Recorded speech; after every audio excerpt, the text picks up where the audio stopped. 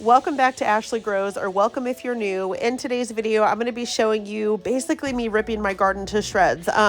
Peep my husband and my son working so hard in the background. That is the very beginning stages of our custom built greenhouse that is now completed.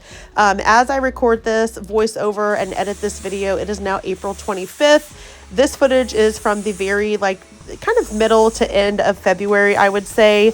Everything looks so different now. I cannot wait to show you everything in real time, but I thought I'd take you back and show you what it did look like. Hey gardening friends, it's Ashley with Ashley Grows. Welcome back to my channel, or welcome if you're new. And if you are new, be sure to subscribe, because when I get to 1,000 subscribers, I am going to be doing a huge Baker Creek Seeds giveaway. Now let's get on with today's video. If you are just dying for spring like I am, go out to your gardens right now and move all of your dead, rotting plants from the previous season and just look at your soil. This to me is the biggest inspiration. This soil is phenomenal. I'm still picking out old plants. That's what I'm working on today, but I've never seen something so beautiful all winter long. So if you're new to my channel, let me fill you in on a little tidbit about me. 2023, this garden that you're looking at right now, the leftovers of it, was my very first gardening season ever. And I know that's kind of hard to believe because of how large it is and because of how much stuff grew in this space. I definitely wouldn't say I overdid it for my first year, but I definitely was an overachiever and I definitely overachieved.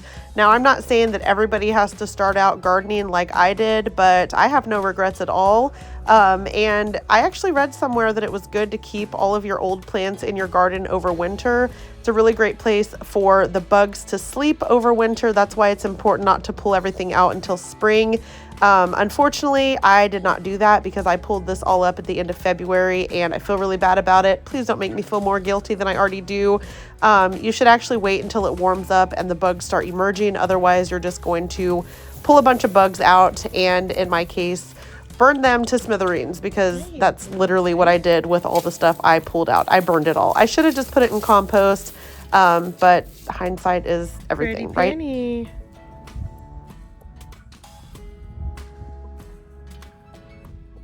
So the next couple seconds of this is kind of sad, and I'm really sorry, but I had to share this really sweet moment I shared with our 10-year-old Boston Terrier, Penny. A couple days before Christmas 2023, we found out that she has a very large abdominal mass. It's more than likely cancer, and the vet actually gave her an expiration date, if you will, of around February 2nd. In this clip, it was February 20th, you guys. And I'm really happy to report that as I record this and edit this video, it is April 25th. It is a miracle this dog is still here. Thankfully the vet was wrong and I never took that date as an exact date, but we were definitely counting down the days and the weeks, and she's doing really well. When I got her diagnosis, I really never thought that she would see another sunny day. But as you can see here, she's just enjoying life with mom out in the garden. She was my garden companion last year, and I really don't think that she's going to make it to the summertime, unfortunately, but I'm so grateful for the moments that I've gotten with her this year. Here I go getting choked up. So let's move on to a little bit happier of a time. I can't move on without making a quick mention of my Hanky boy. This is Hank, my 16-year-old orange tabby. Out of all the cats I have 6, 4 fosters and 2 of my own. He is the only one that gets to come outside in the garden, very much supervised. He's declawed, and I just wouldn't trust him to run off. He is definitely not an alley cat. At least he is not anymore. He was when I first got him, but it's been a long time since he's been an outdoor cat, 15 years to be exact. So anyway, just wanted to mention him because he is such a sweetheart and really enjoys being out with me when I'm working in the garden.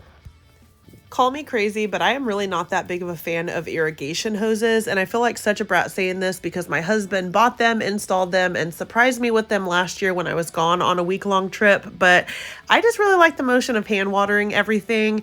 I will find a spot that honestly, I'll probably put them in my tomato beds this year, but anyway, just not a huge fan.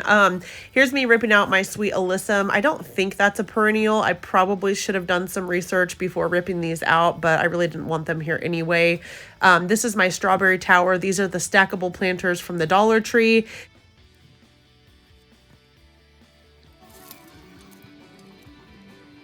That whole strawberry tower was like $20. So Very, very good deal. Here I am pulling out my tomato wall, and I cannot wait to show you guys an updated tour of this space because it looks so much different. We actually put in two 12 by 4 foot beds in this space to use as our tomato trellis instead of this. This was a mess to clean up. It was just kind of a mess. Oh God, there's me burning all the bugs. I'm so sorry, bugs. I feel like a horrible murderer, honestly. I don't even know if I could say that on YouTube, but gosh darn it, I shouldn't have done that. Don't make the same mistake I did. If you care about the bugs, don't do what I did. Oh, here I am manhandling some T-posts and taking a cattle panel down. I decided to put this up last year just to grow some cucumbers on this little trellis. It's fun. I mean, the kids got to go under it and it was like a little cave or whatever, but don't really recommend because it wasn't all that effective. And here I am fighting this stupid leaf blower. I was so excited to start blowing leaves and I could not get this thing to start. Trust me, I know how to start it. It just wouldn't start. Hey Siri, how do you start a blower? A leaf blower, how do you do it? How the hell do you start a leaf blower? At this point, I was exhausted, but I decided to give this thing another try, and lo and behold, it still wouldn't start. So I had to wait for my husband to get home that day. All right, I think I'm calling it quits. And here's what it looked like with all of the old plants tore out. Thank you guys for watching today's video. Stay tuned for future videos where I will show you my garden tour in real time. I promise. April garden tours are coming. Be sure to subscribe, and I will talk to you guys in the next video.